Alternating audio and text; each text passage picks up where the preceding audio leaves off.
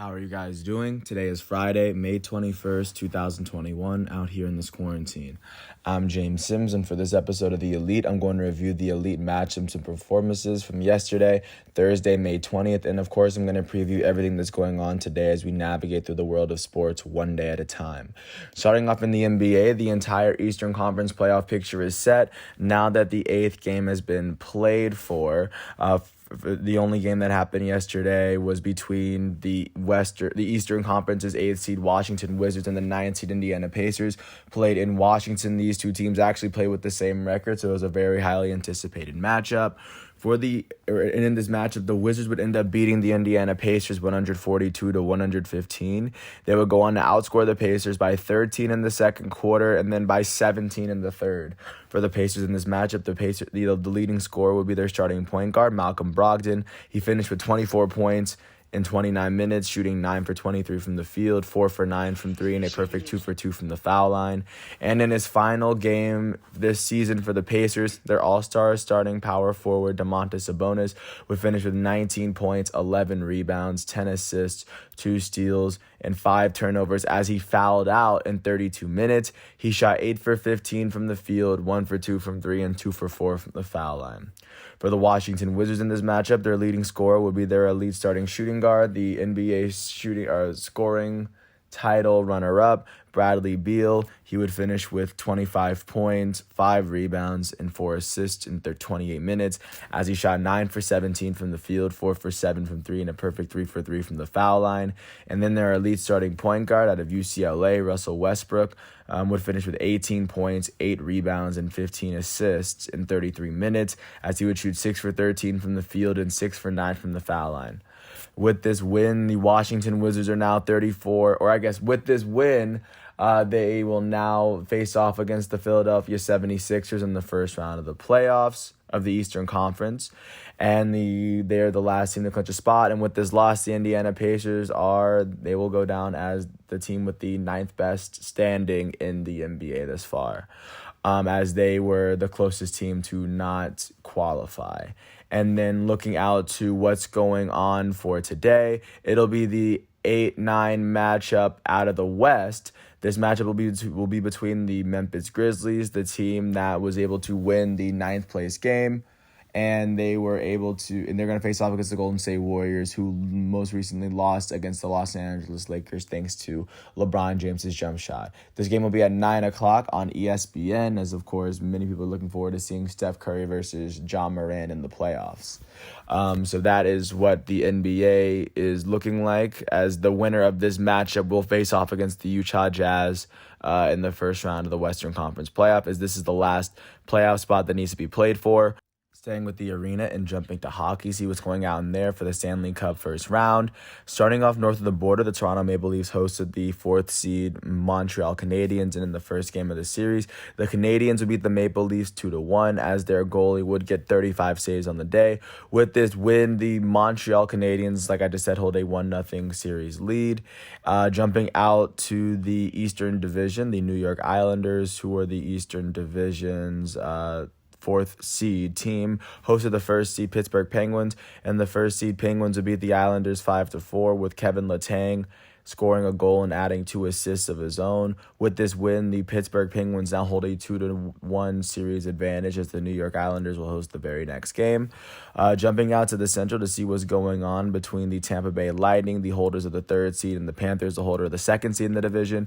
The visiting Panthers would end up sparsely scoring around, so they would finish regulation tied at 5 after Lightning scored all 5 of their goals in the second period, and then the Panthers would score 2 in the third to tie it up, and then they would win this game in overtime to help 6-5.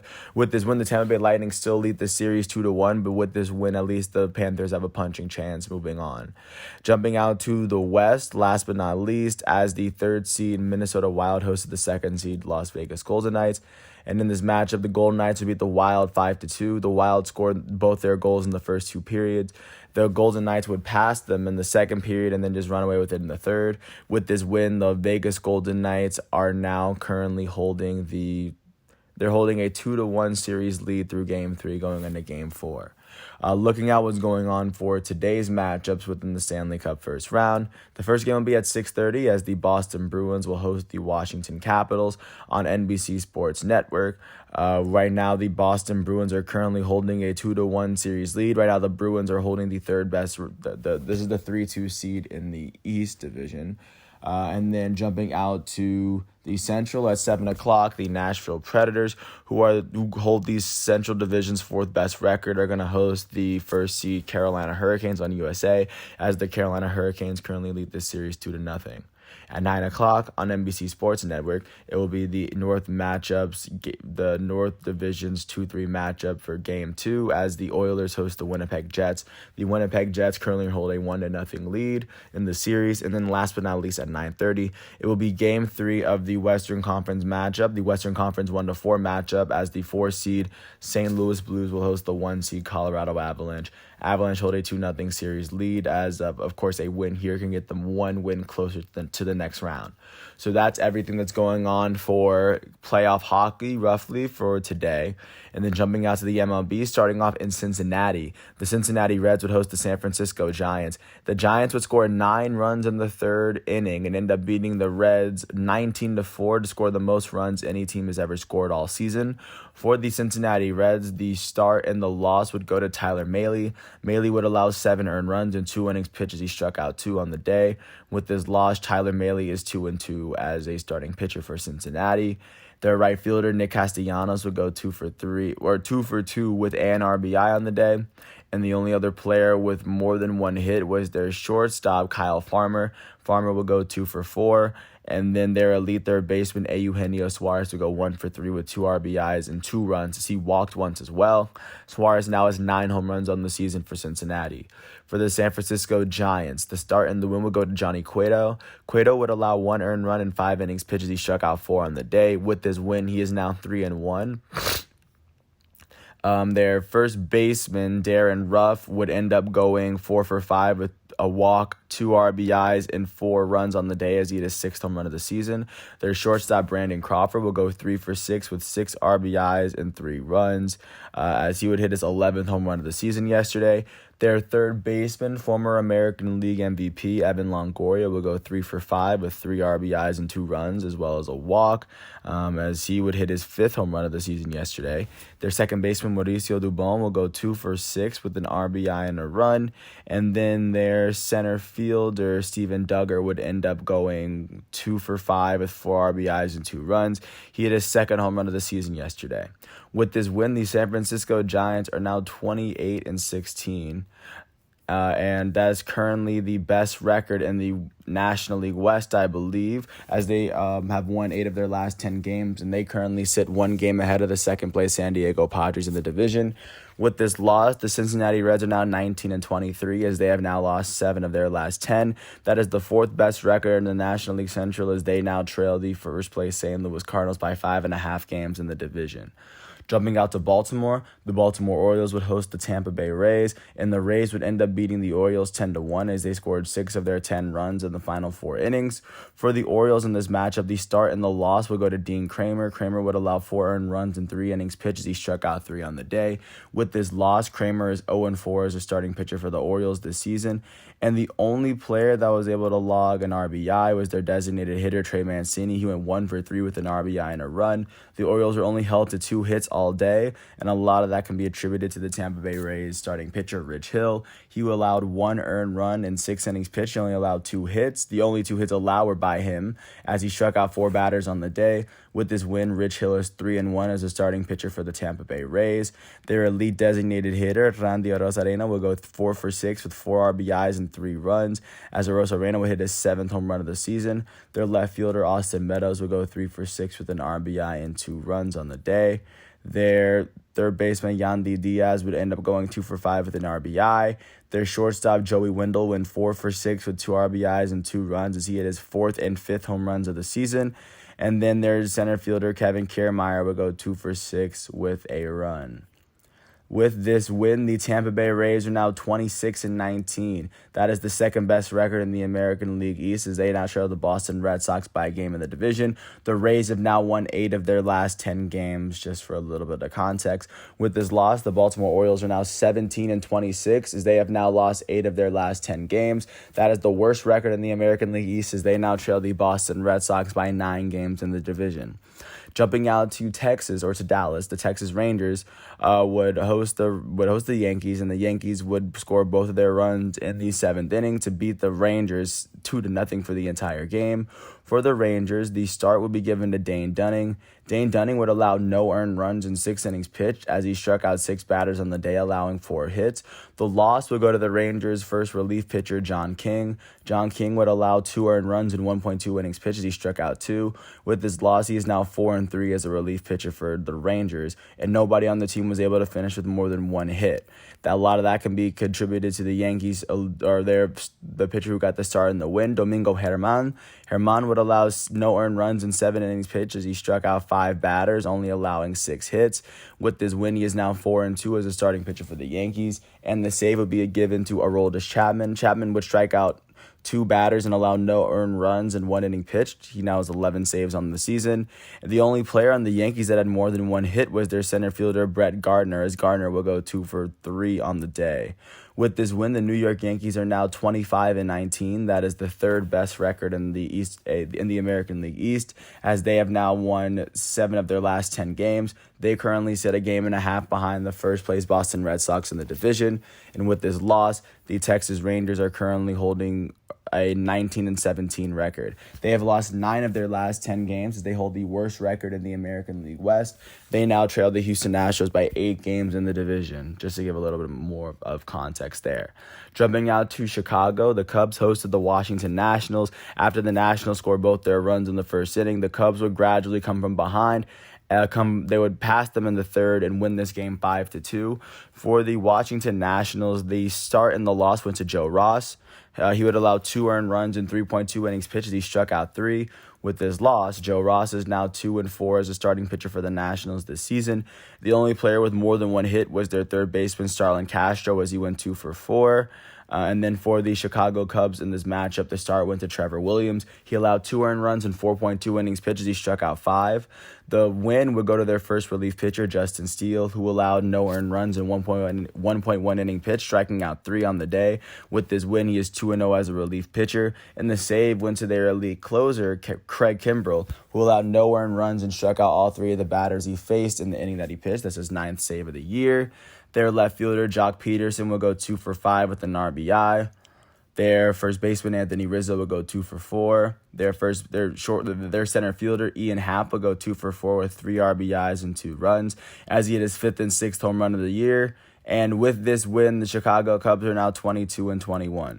That is the 2nd best record in the National League Central, as they now won 5 of their last 10 games. They now currently trail the first place St. Louis Cardinals by 3 games in the division. And with this loss, the Washington Nationals are now 17-23.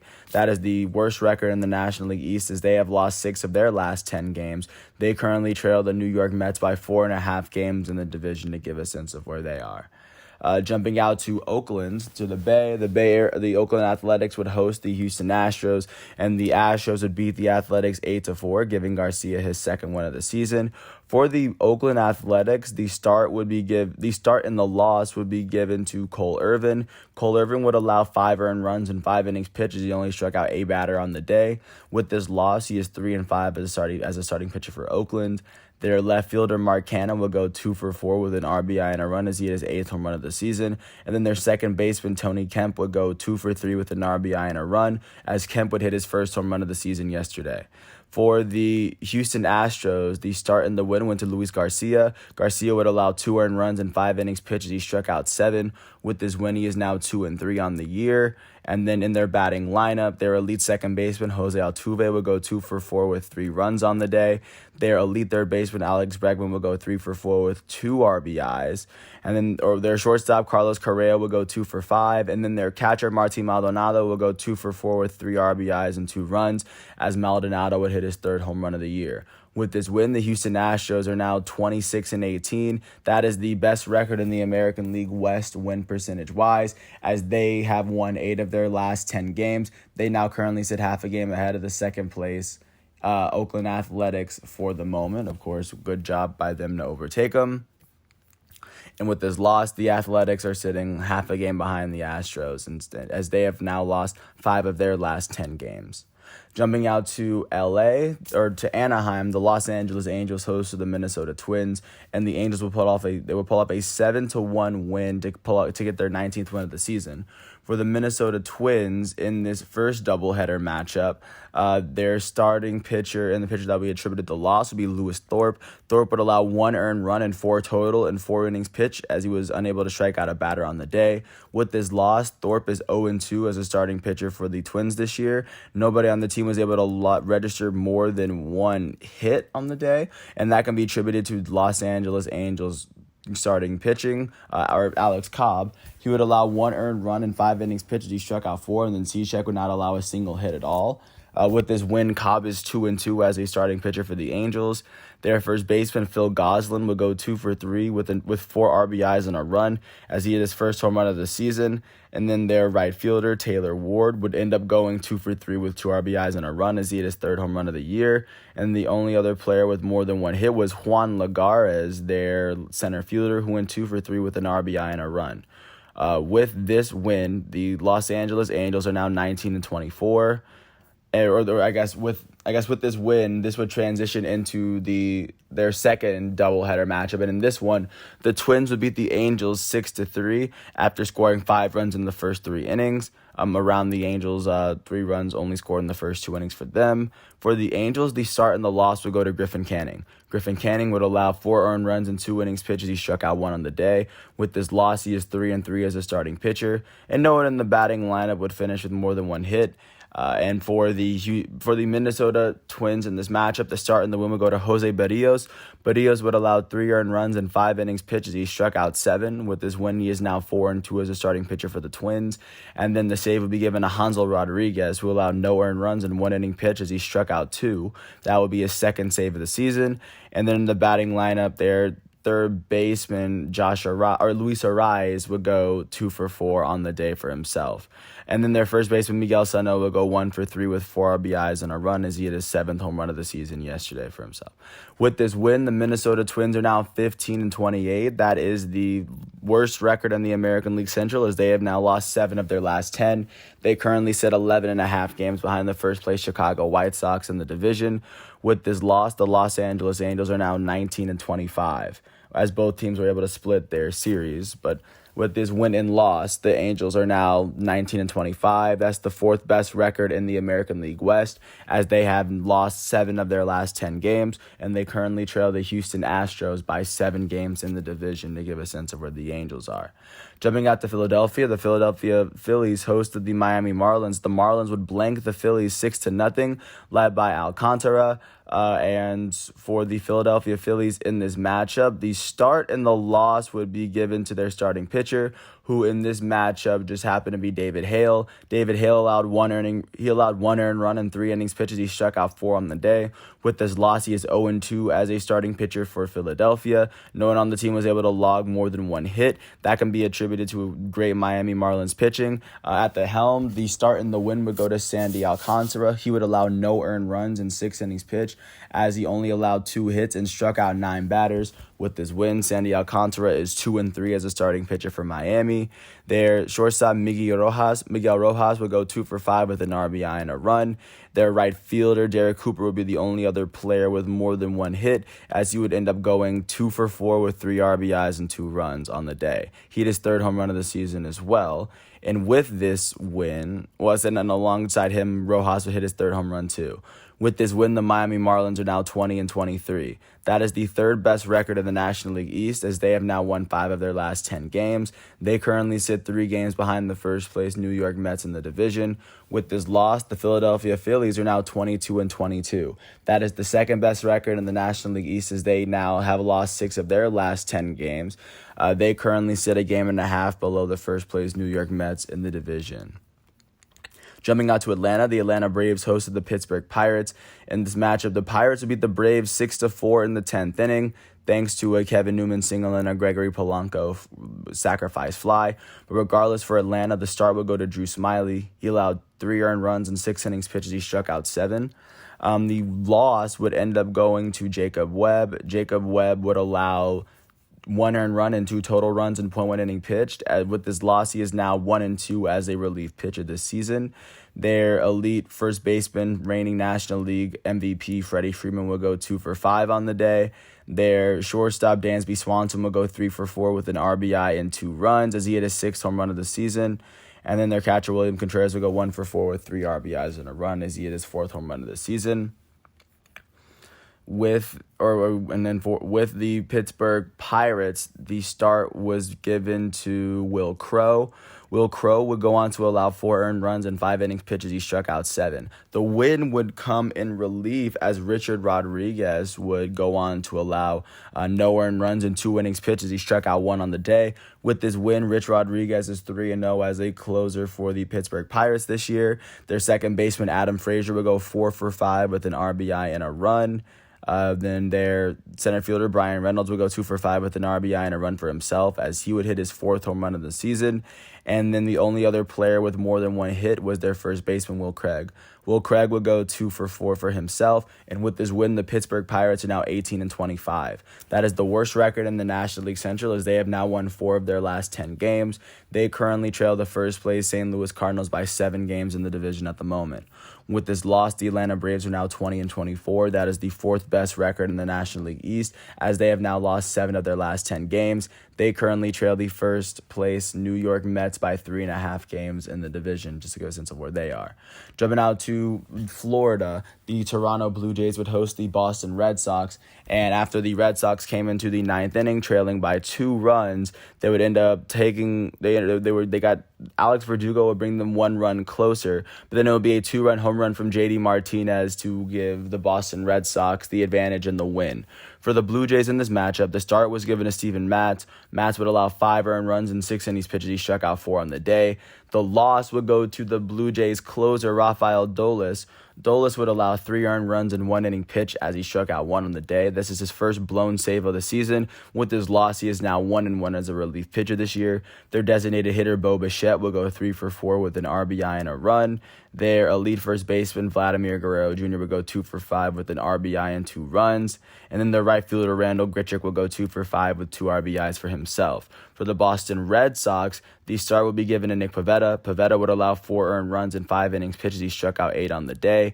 The win would be given to their third relief pitcher, Phillips Valdez. Valdez would allow no earned runs in 1.1 inning pitch as he was unable to strike out a batter on the day. With this win, he is now 2-0 as a relief pitcher, and the save was given to Matt Barnes. He allowed no earned runs in 1 inning pitch as he struck out 3.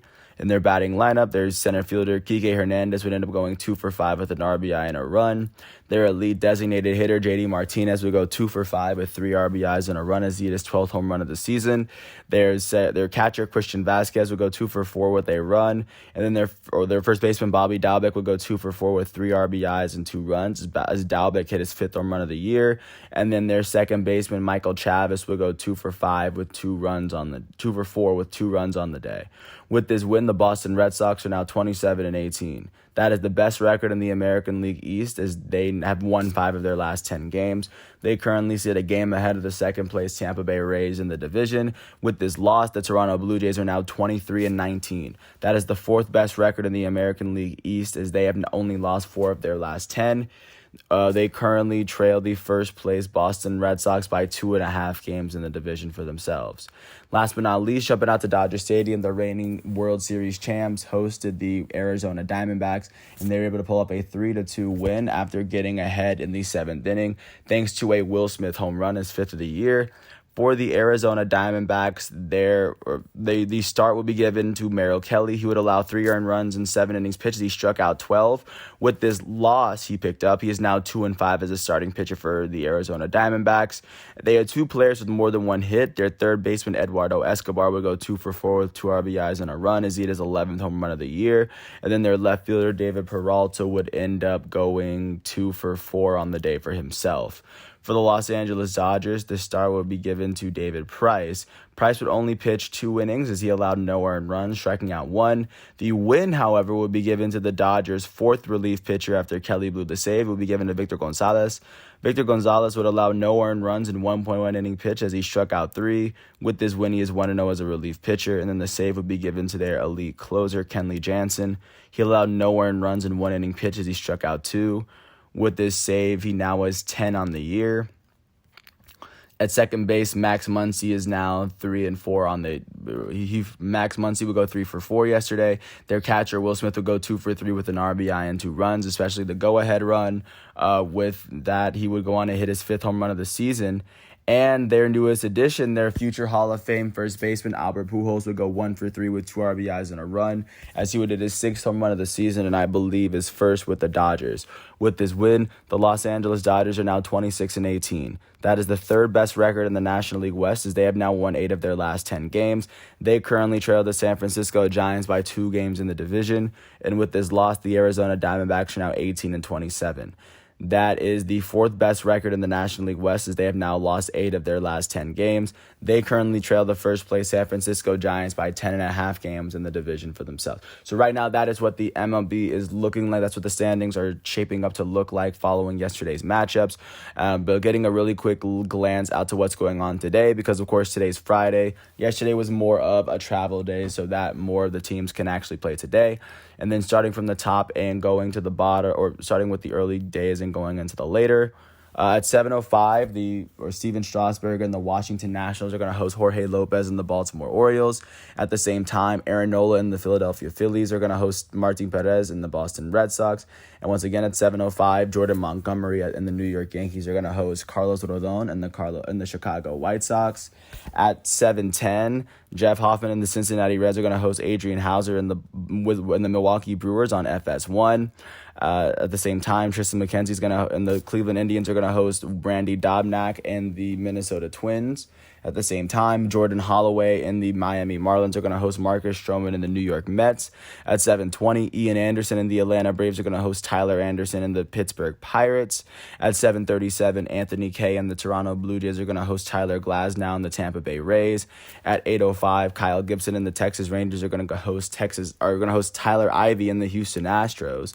At 8:10, Mike Minor and the Kansas City Royals are going to host Jose Urena and the Detroit Tigers. At 8:15, Carlos Martinez and the St. Louis Cardinals are going to host Kyle Hendricks and the Chicago Cubs.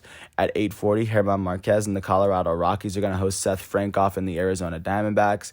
At 9:38, Jose Quintana and the Los Angeles Angels are going to host James Krepelian and the Oakland Athletics. At 9:45, the 5-0 Alex Wood and the San Francisco Giants are going to host the defending champs Los Angeles Dodgers, being led by their elite starting pitcher, reigning National League Cy Young winner, Trevor Bauer. That's going to be at 9:45. And then last but not least, at 10:10 on ESPN+, Chris Paddock and these San Diego Padres are going to host Chris Flexen and the Seattle Mariners.